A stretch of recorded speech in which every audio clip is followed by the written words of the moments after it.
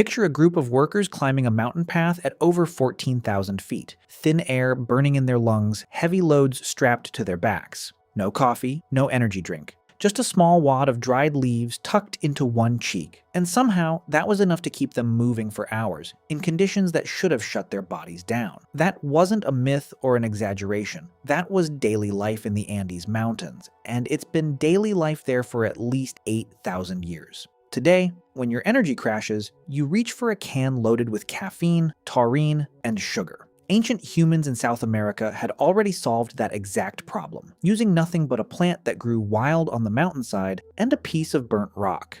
Let's start with the plant itself, coca. Not cocaine, the drug, which is a modern, chemically concentrated extraction of one compound found inside the leaf. Coca, the actual plant, is something else entirely, and understanding that difference matters for the whole story. In 2010, archaeologists working in Peru's Nanchoc Valley published findings in the journal Antiquity that pushed the known history of coca chewing back further than anyone expected.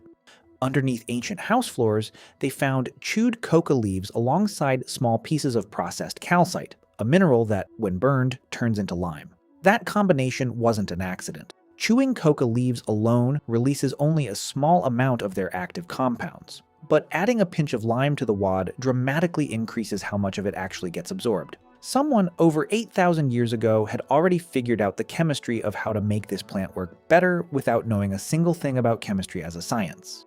And it wasn't a one-time discovery. Evidence of coca use keeps showing up throughout Andean history, in mummies buried with pouches of leaves still resting beside them, in pottery decorated with figures whose cheeks bulge with a telltale wad, in the hair and remains of Chilean mummies, where researchers have detected the plant's alkaloids directly.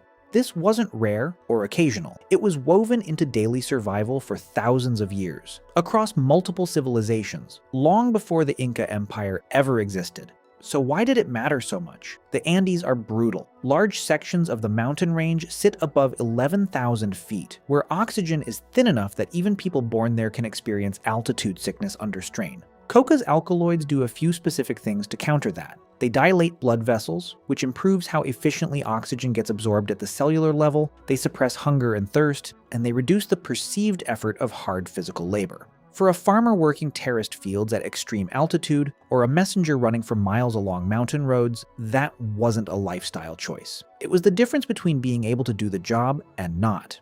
By the time the Inca Empire rose to power, coca had become something far bigger than an energy aid. It was sacred. Inca religious tradition treated it as a direct offering to the god, burned in ceremonial dishes at sites like Machu Picchu.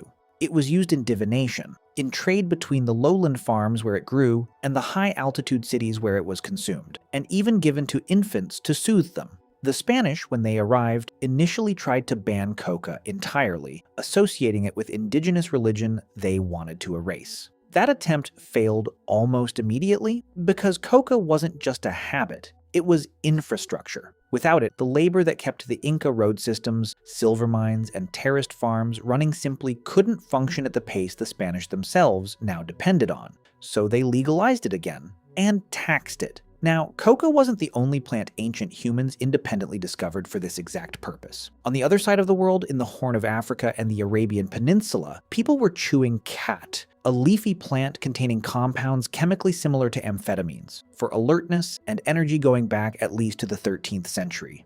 In the Amazon rainforest, thousands of miles from the Andes, the Sataremawe people domesticated guarana, a seed containing more caffeine, gram for gram, than a coffee bean, wrapped in an origin myth about a murdered child whose eyes became the plant's berries. And in West Africa, communities chewed kola nuts for the same stimulating effect, a plant so central to hospitality and trade that it eventually got shipped across the Atlantic and became, quite literally, one of the original ingredients in early cola-flavored sodas.